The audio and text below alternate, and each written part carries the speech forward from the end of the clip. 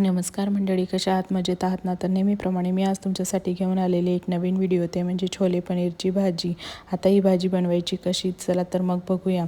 मी एका छोल्याला 7 ते 8 तासासाठी भिजत ठेवलं होतं. त्यानंतर इथे प्रेशर कुकरमध्ये मीठ टाकून 4 ते 5 शिट्ट्या काढून घेतल्या. त्याचप्रमाणे इथे लागणारं कांदा, हिरवी मिरची, लसूण आणि टोमॅटो कापून घेतला होता. एका कढईमध्ये तेल टाकून त्याच्यात खडे मसाले टाकले, लवंग, काळी मिरी, चक्रीफूल, त्याचप्रमाणे चिरलेला लसूण आणि हिरवी मिरची हे टाकून, तसेच कांदा टाकून थोडं त्याच्यात मीठ टाकून मी त्यांना चांगल्या प्रकारे परतून घेणार आहे. थोडा लालसर रंग आल्यानंतर त्याच्यामध्ये मी टोमॅटो ॲड करणार आहे. टोमॅटो चांगला शिजल्यानंतर त्याच्यात बेसिक मसाले जसं हळद, मीठ आणि मिरची पावडर मी चवीनुसार टाकलेली आहे.